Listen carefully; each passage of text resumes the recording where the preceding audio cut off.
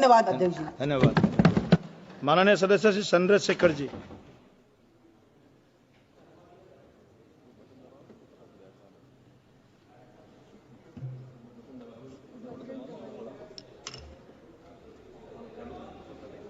धन्यवाद सभापति जी। वर्ष 2025-26 के लिए रेल मंत्रालय की अनुदान मांगों पर चर्चा में आपने मुझे मेरी बात रखने का मौका दिया और अच्छी बात यह है कि माननीय मंत्री जी भी यहां मौजूद हैं। मंत्री जी का दिल तो बहुत बड़ा है, लेकिन अगर हमारी मांगे मान लें तो तभी इस बात की पुष्टि हो। अगर ना मांगे मानी जाए, हमारे क्षेत्र का काम ना हो, तो फिर ये बात मानी जाएगी कि मंत्री जी का रुख जो है सभी सदस्यों के प्रति एक जैसा नहीं। तो मैं अपने क्षेत्र से शुरू करूंगा sir. Dhampur sugar mill crossing पर ओवरब्रिज का निर्माण मैंने पिछली बार भी मांग उठाई, लेकिन सर अभी तक कुछ नहीं हुआ। लोग परेशान होते हैं, डिजिटल युग है, कई कई घंटे खड़े होना पड़ता है। जलालाबाद क्रॉसिंग ओवरब्रिज के नीचे अंडरपास के निर्माण की बात मैंने पिछली बार भी उठाई, कुछ नहीं हुआ। नजीबाद रेलवे स्टेशन पर बेगमपुरा एक्सप्रेस ट्रेन संख्या 12238 का ठहराव सुनिश्चित किया जाए, इस पे भी कोई काम नहीं हुआ। साथ साथ सर नजीबाबाद माल गोदाम पर ओवरब्रिज का निर्माण कराया जाए और उसको प्लेटफार्म को बढ़ाया जाए, क्योंकि वो मैंने पिछली बार बताया था कि महिलाओं को प्लेटफार्म से पिछली तरफ जब ट्रेन रुकते उतरना पड़ता है, वो सुरक्षित एरिया नहीं है। उसके साथ साथ नगीना बाईपास बिजनौर फाटक पर ओवरब्रिज का निर्माण कराया जाए। धामपुर जेतरा क्रॉसिंग पर ओवरब्रिज का निर्माण कराया जाए। शेहरा से नूरपुर क्रॉसिंग पर ओवरब्रिज का निर्माण कराया जाए। हम देखिए बुलेट ट्रेन, वंदे भारत और बहुत आगे निकल चुके हैं, लेकिन अभी भी इतने, मैंने आपको बताया कि मेरे लोकसभा क्षेत्र में इतनी जगह पर ये क्रॉसिंग जो है वो पुराने बने हुए हैं। उनकी वजह से जो है ना अंडरपास है ना ओवरब्रिज है, जिसकी वजह से काफी देर लोगों का समय नष्ट होता है। समय एक ऐसी चीज है दोबारा नहीं आता।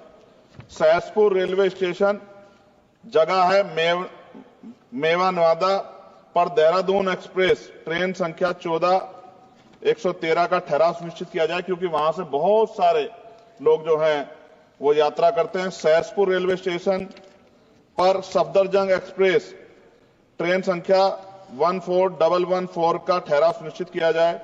नजीबाबाद से मुंबई के लिए ट्रेन, मैंने पिछली बार भी सर ये मांग की थी आपके सामने।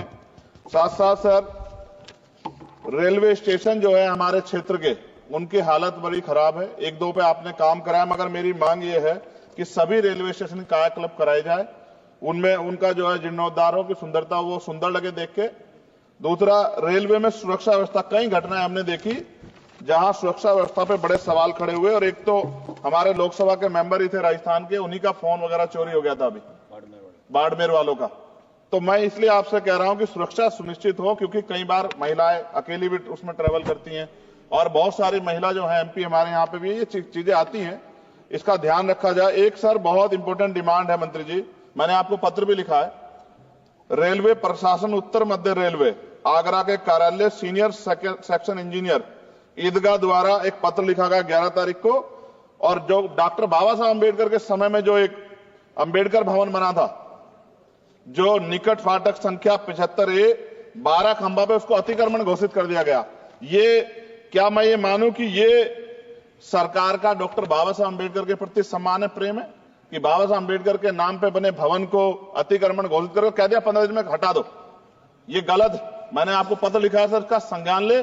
दूसरा सर, सहारनपुर से लखनऊ तक वंदे भारत ट्रेन चलाई जाए। SC ST के OBC का बैकलॉग सर आपके यहां बहुत है, वो भरा जाए। कोरोना काल में बंद, पिछली बार मैंने मांग उठाई थी कि वो ट्रेनें चलाई जाएं। और प्रमोशन में भी SC ST OBC के कर्मचारियों के साथ भेदभाव होता है, इसको रोका जाए। मैंने पिछली बार लोको पायलटों की मांग उठाई थी कि उनको जो है 2 रात को 2 दिन ड्यूटी करने के बाद फिर ड्यूटी कराई जाती है, और वो लोग जो हैं फिर कई बार कई घटनाएं ऐसी घटती हैं कि एक नींद की झपकी लगी और एक्सीडेंट हो गया, और सारा दोष आपकी तरफ आता। तो अभी ये दिल्ली में भी एक घटना घटी और कई सारी ऐसे ट्रेन घटना घटती है, इसके लिए मैं आपको नहीं दोषी मानता, लेकिन मैं कहता हूं कर्मचारियों को उस तरह की सुविधा मिलनी चाहिए कि वो जब वो ड्यूटी करें तो अपने आप को परफेक्ट महसूस करें। लेकिन अगर ये इस पे ध्यान नहीं दिया गया तो किसी दिन कोई बहुत बड़ी घटना घटेगी, तो लोगों के जीवन की कीमत होनी चाहिए। ये इसमें रेलवे में अमीर भी सफर करता है, गरीब भी करता है, लेकिन अमीर के साथ अगर कोई हादसा होता तो वो चर्चा होती, गरीब के साथ हादसे की चर्चा नहीं होती। ये अनुभव है, हमने रेलवे में सफर किया और रेलवे में करोड़ों लोग सफर करते हैं। कई बार मैंने जो है ऐसी परिस्थितियों में सफर किया जब बहुत पुराने समय में, लेकिन मैं धन्यवाद करूंगा रेलवे का कि रेलवे ने हमेशा जो है अपनी जिम्मेदारियों को समझा, चाहे सरकार किसी की भी रही हो। लेकिन मंत्री जी, आपकी कोशिशों की मैं सराहना करता हूं, लेकिन आप ये देखिए ये पर्याप्त नहीं है कोशिशें। जब बदलाव नहीं हो रहा, लोगों को सुविधा नहीं मिल रही है, उस तरह की चीजें नहीं आ रही है, तो ये पर्याप्त नहीं है। मैं सभापति जी खत्म करूंगा।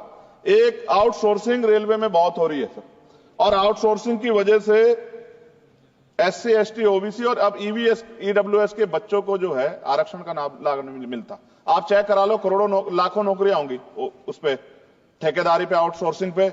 और जब सरकार कहती है सबका साथ सबका विकास, तो आप मेरा ये सवाल है कि जब इन लाखों नौकरियों में रिजर्वेशन का पालन नहीं हो रहा, जबकि DOPT गाइडलाइन है, तो फिर मैं क्यों ना मानूं कि सरकार नहीं चाहती कि SC ST OBC और EWS जो हैं, जो सामान्य जाति गरीब बच्चे, उनको जो आरक्षण के लाभ से वंचित करने का काम सरकार कर रही है। ये क्या सही है?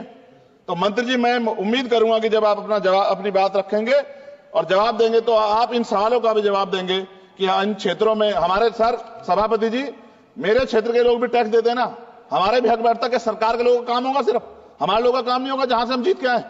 अगर उन क्षेत्रों में काम नहीं होगा तो फिर ये क्यों ना कहा जाए कि सरकार जो है भेदभाव कर रही।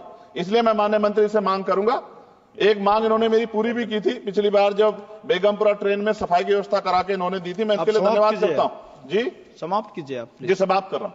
मगर मैं मंत्री जी से कह रहा हूं कि सर, हमारे यहां जो समस्याएं जो ये जेन्युइन समस्याएं, हम इनसे रोज 2-4 होते हैं और जनता हमसे उम्मीद करती है कि हम इस बात को उठाएंगे तो उसका, मगर मुझे यह भी जवाब दे दीजिएगा कि ये जो उठाई जाती है इसका कोई फर्क भी पड़ता है सरकार पे? नहीं पड़ता।